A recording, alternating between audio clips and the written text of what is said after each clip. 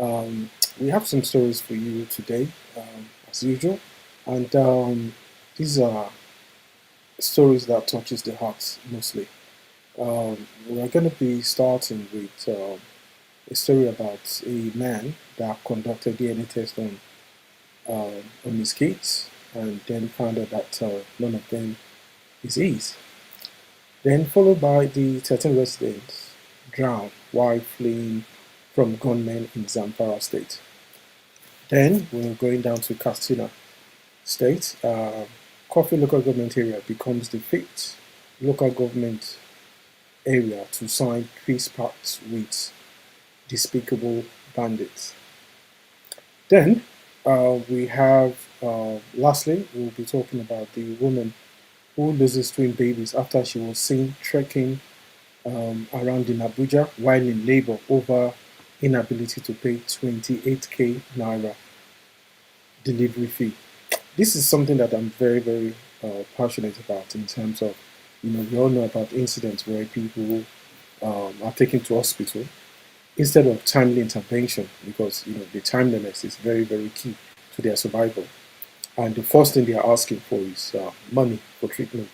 So by the time, in most cases where they're scrambling around to gather the money, time is run out for those people. And even when they actually get the money, most hospitals collect the money, then they start treatment, but it's already too late, and they still keep the money. So without much ado, let's go over to the gentleman that conducted the DNA test on his children, and then found out that none of them are his. It's one of the most destructive things that can happen to a man. So let's start. Right. So just imagine the pain. I just want to bring up the story. Right. Okay.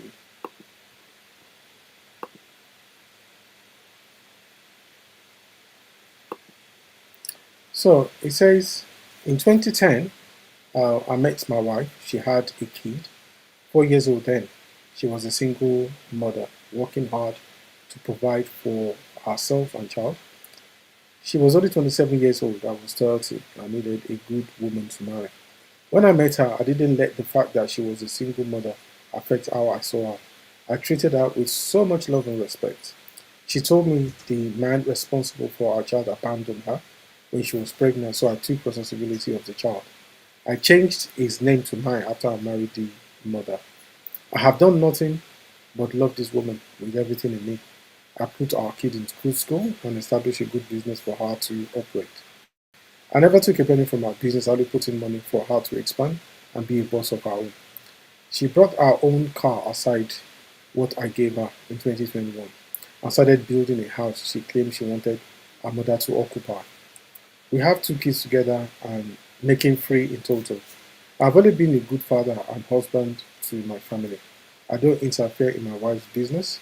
I respect her ideas, so I only encourage her to grow. I work full time in my own boss. I am my own boss, but I still make sure I go to work every day and spend the normal hours I have to work. My wife does same, but sometimes I try to visit her at work, and on several occasions I met her absent. Her excuse was always being she went to check on some materials. I have always believed her. 3 months ago, an issue of DNA came up at work. One of my employees said he wanted to do it after he discovered his wife was still in contact with one of our ex-lovers. But the result was positive. He was the father of his children. That drove me to conduct a DNA on my own kid. I thought it was a waste of money at first, but after careful consideration, I decided it was necessary since my wife was once with someone before me. I never saw or heard her talk of this baby daddy since we met. I doubted the result would be anything else than what will say the kids are mine. After all, I even changed our child's name to mine. So the results came out 2 weeks ago. I went for it, and when I checked, neither of the kids are mine. I was so shocked. I said nothing. I only stayed away from the house for 3 days so I could calm down. After that, I invited our parents and mine over and made her read the result of the tests to them ourselves. She didn't know why I called the meeting. I shocked her and everyone else. She confessed at the meeting that the kids were all for Ora our baby daddy. The man she claimed abandoned her. She was using her money to feed Ora. Ora was occupying the house she claimed to be building for her mother. Ora knew me all along. My wife will go and stay at his place for hours and then return to the house saying she's from work. I took everything from her, every single penny. Even the house and car she bought for herself, I took it. I told her to take me to court if she wanted. I sent her away with the keys to go and stay with their father. Only thing I didn't touch was her bank balance, if she had any. Over 14 years that I was with her, she did nothing but deceive me, make a fool out of me. I regret ever meeting her. So, I mean, guys, what do you think, of this story? Now, we only have one side of the story. It's always very easy to just, hear one side and then, you know, and just say, well, this is exactly what it is. You might think it's just, open and close. But at the end of the day, the proof is still there, or is it not? So, I mean, let me know exactly. So, if you guys can leave some comments and let us know exactly what you actually think. Right. So, moving swiftly on to our next story. The next story that we actually have is about the 13 residents that drowned while fleeing from gunmen in Zamfara state. We know the state of the nation um, in Nigeria. Now, I always believe that there could be more. More could be done. The men and women of the the various security services in Nigeria, they are doing their very best. Um, with all the limitations, that you actually have. We have a fifth column. The government has never uh, provided the name of sponsors, even during the time of the former President Buhari, before he died, while he was in government. UAE actually gave them the list of Nigerians they said were sponsoring terrorism in the country. And the names were never, for whatever security reason that was given. So, which, as far as I was concerned, that was just hogwash, absolute nonsense. So, basically, it just shows that maybe the Nigerians, normal Nigerians, are not important. So, without much ado, let me bring the story up and let's kick off from there. So, it says the story it says over 13 residents are drowned in the river while fleeing from gunmen in Benin Magaji area of Zamfara state. Zamfara state is one of those hotbeds where you have all these various, you know, um, bandits, kidnappers, headsmen, name it, they've got it in Zamfara state. I wonder why. The gunmen were said to have attacked two communities in Benin Magaji on Friday. During the attack, some members of the community escaped to board a boat to flee to a nearby riverbank. Residents told Reuters that there was only a single boat available, which was overloaded with fleeing residents. Shehu Mohammed, a health worker in Benin Magaji, told Reuters that his elder son and nieces were among those who died on the boat. My elder son and two other nieces were among the 13 people who died when the boat was heavily overloaded with people scrambling to escape, Mohammed said. Maidama Dankilo, the district head of Beni Magaji, said 13 people were confirmed dead, 22 rescued, and 22 others still missing. There has been an uptick in gunmen attacks on Zamfara communities lately. Last Saturday, gunmen killed two residents and abducted at least 100 in Gandon, Malam, and Rowan Rana villages of Bukiam local government area in Zamfara. In early August, government raided several communities in Kara, Namoda local government, killing 24 people, injuring 16, and abducting 144 in July. Bandits reportedly killed 33 kidnapped victims in Banga town after collecting a ransom of 50 million. Why are they paying? What I don't get is this. Why are people paying ransom, knowing that there is 99% chances of the victims being killed? I can understand the people love their people, and they are trying to do everything possible.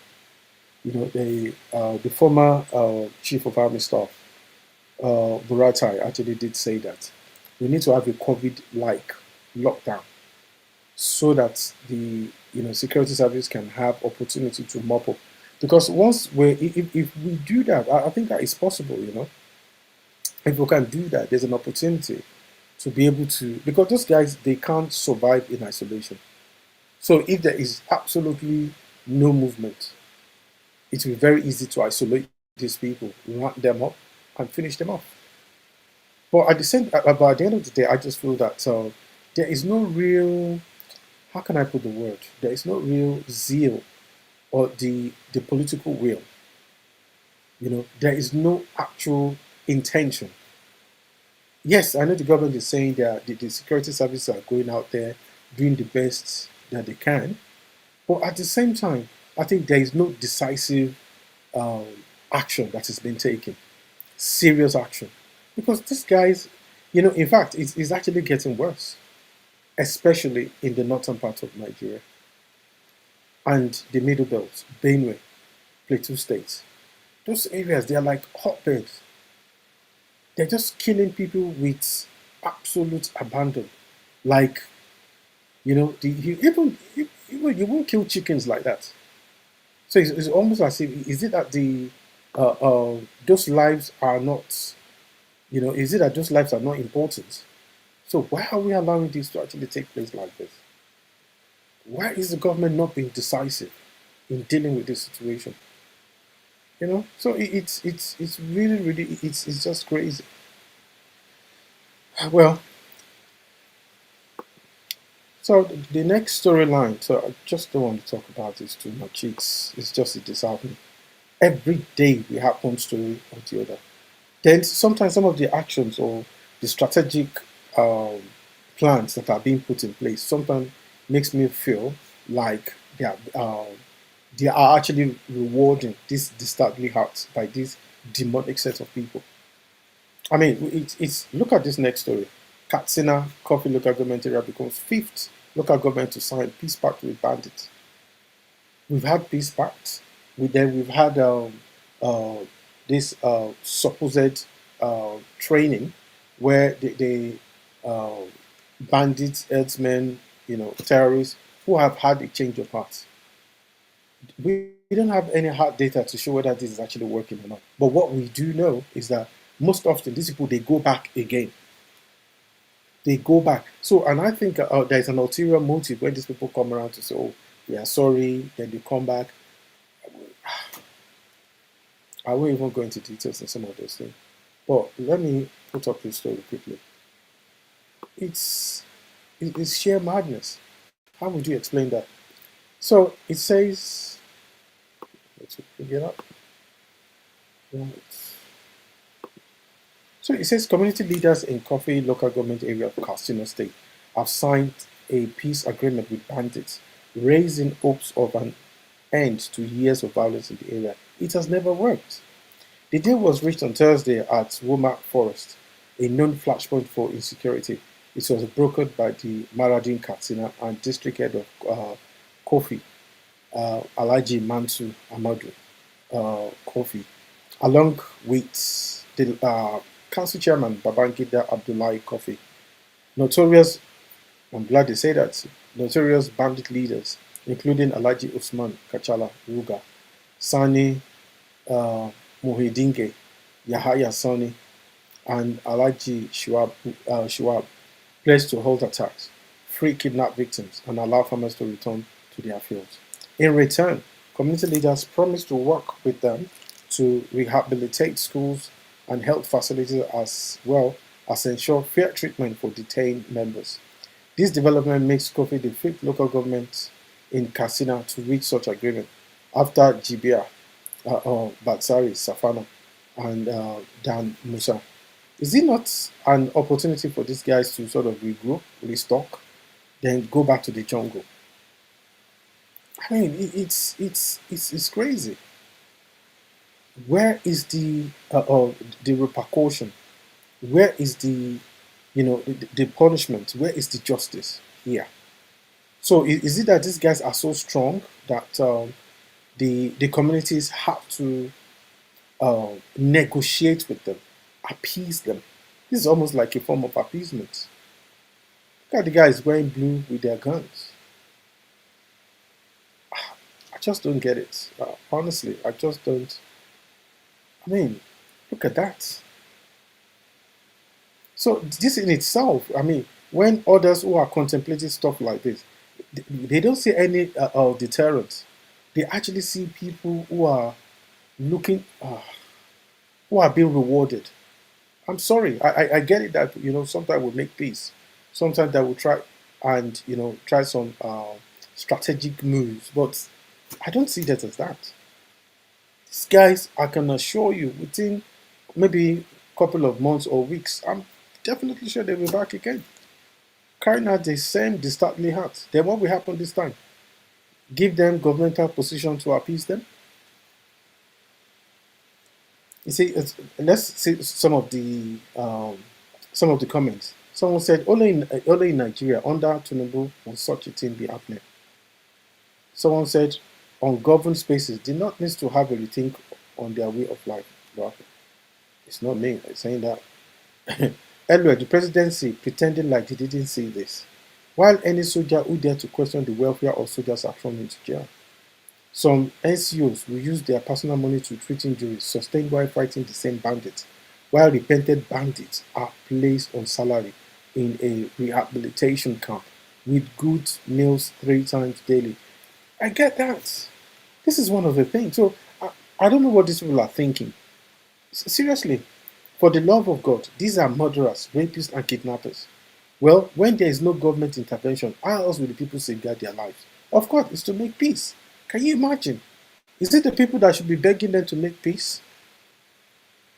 Ah, this is very sad. Honestly, this is very. So what will happen?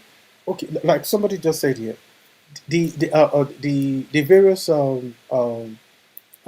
soldiers or security personnel, when they are injured, most times my understanding is that they don't get, some do, but some don't.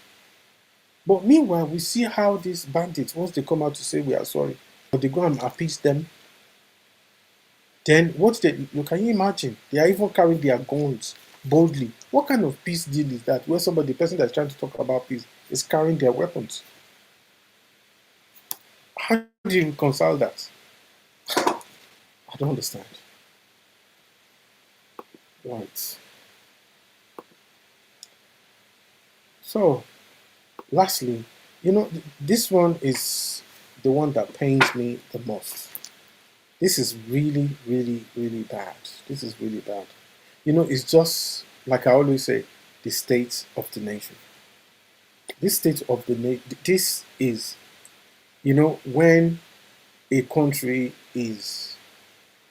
Nigerians generally are very good people, compassionate, but also we have some terrible human beings. And I've always said that the policy of hospitals always, if somebody is brought to them, I get that you want to get to the bottom of what happened, that are they armed robbers, but at least it doesn't matter. Just treat them first. When they're undergoing treatment, call the police. But to actually have people come to the hospital who needs, who needs to be in an ICU, but instead, what is happening to them? They are being told to go and look for money before they can have treatment, and most often, it becomes a disaster. So this story actually reflects that fact. It said woman loses twin babies after she was seen trekking while in labor over inability to pay 28K delivery fee. Sometimes I just feel that our priorities in the country is lopsided. It's just sheer madness. So let me bring this story up very quickly. So what happened is that this guy, okay, this is a woman. He said woman loses twin babies after she was seen trekking while in labor over inability to pay 28K delivery fee. This is wickedness. This is, here's the woman. So this good Samaritan is driving in Abuja. So he said a pregnant woman plights as angered Nigerian after she lost her twin babies following a grueling labor, which saw her trekking through the streets of Abuja to look for money and also get a referral letter. Man, where's those places, the hospital that sent this woman in this condition to go and get referral letter, to go and pay, it should be shut down. It shows that that place is not a place of healing. It's those people are devoid of human feeling. They cannot become human beings. A good Samaritan saw the heavily pregnant woman trekking in Abuja and approached. Okay, I thought I had this one. Yeah, okay. The kind Nigerian offered to get the pregnant woman a cab. However, the pregnant woman told her to give her the money instead so she can find more money and had to it to be able to pay for delivery of her twin baby girls. Look, a great nation is not defined by how much businesses, how much billionaires, trillionaires that we have, how much skyscrapers, how much development that we have. No, it's by our human kindness. It's about our compassion and love for one another.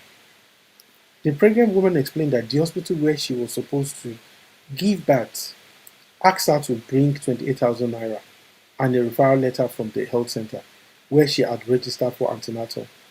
The health center had referred her to a hospital that could better handle her situation.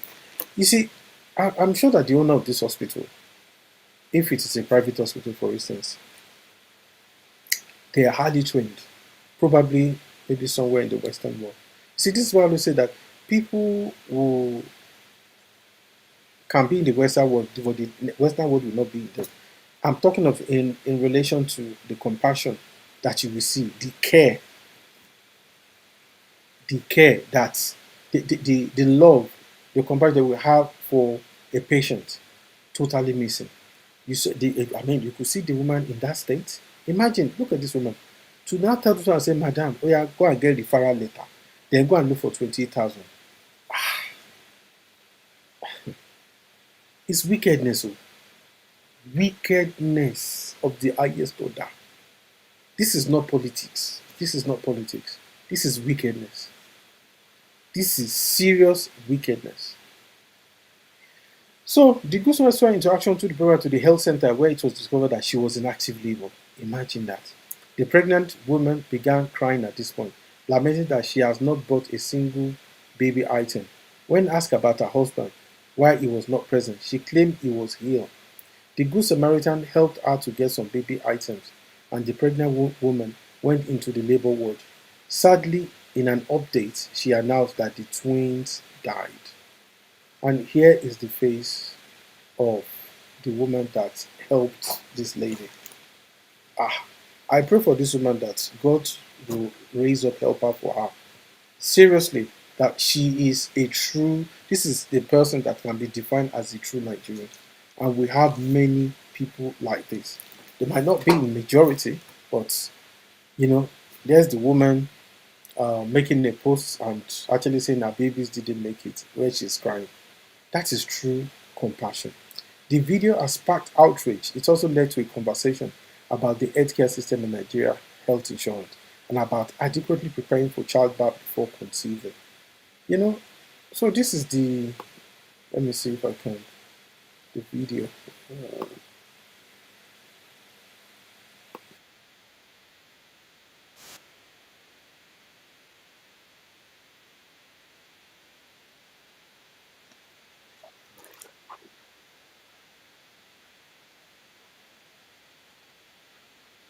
this is the video.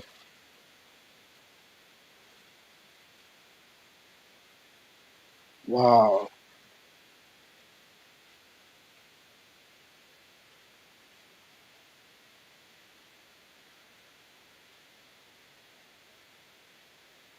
So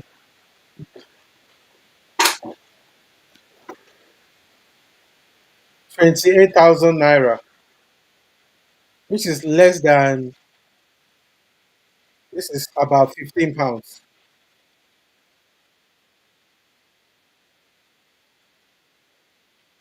You told, meanwhile, she's in active labor right now. This woman, when the hospital asked her to come back on Friday, meanwhile, as it is right now, this woman is in active labor. that means that she's about to give birth. So it's, the professionalism. Are these people, even those hospitals themselves? Are these people, are they professionals? Don't they have an idea that she is in active labor, that she could give birth at any time?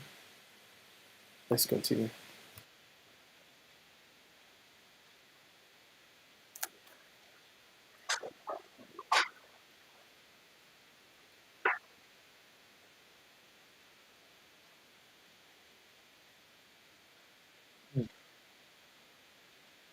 Wow,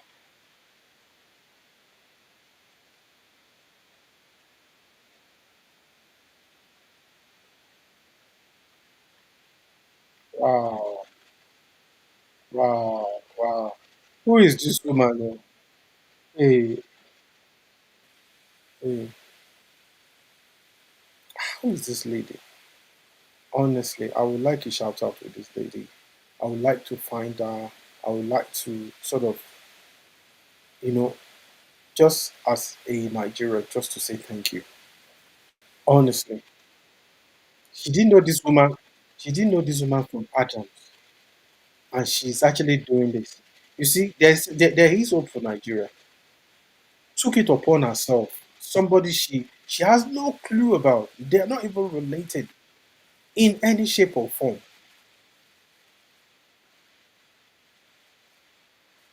Ah, this is terrible. This is, oh,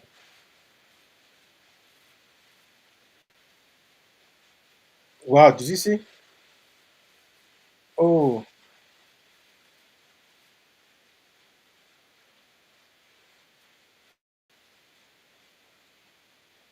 oh, oh, oh, oh. Wow. Oh, oh, oh, oh,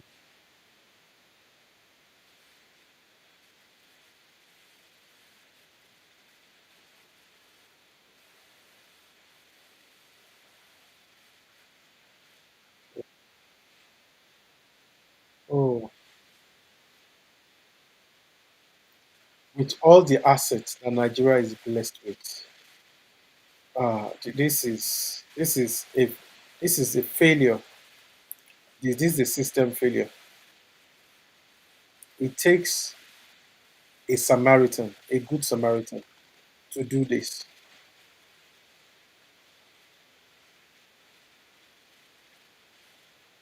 Ah,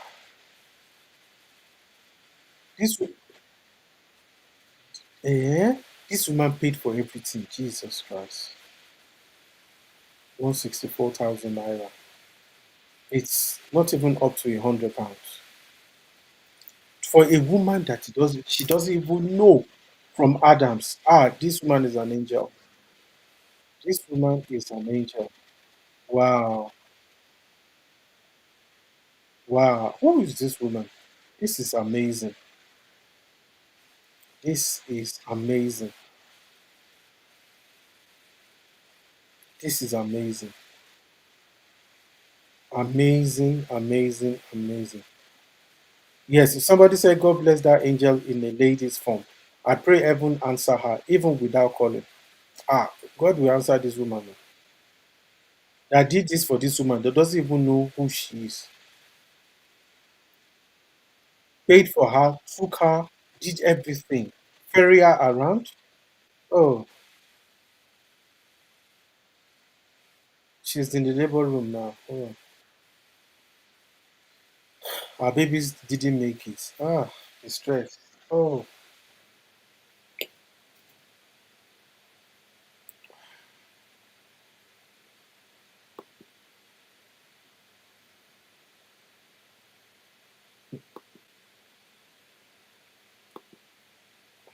wow, wow. That was really sad.